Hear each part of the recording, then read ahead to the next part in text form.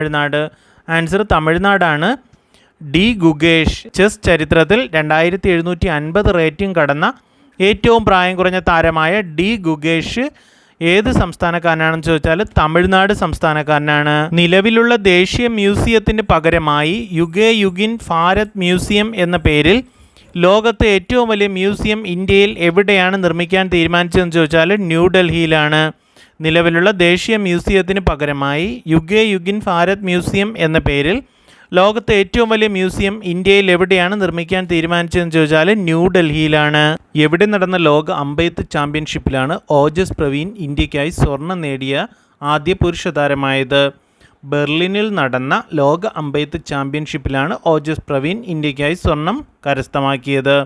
അങ്ങനെ കരസ്ഥമാക്കുന്ന ആദ്യ പുരുഷ താരമാണ് ഓജസ് പ്രവീൺ. ലോക അമ്പെയ്ത്ത് ചാമ്പ്യൻഷിപ്പ് ബെർലിനിലാണ് നടന്നത്.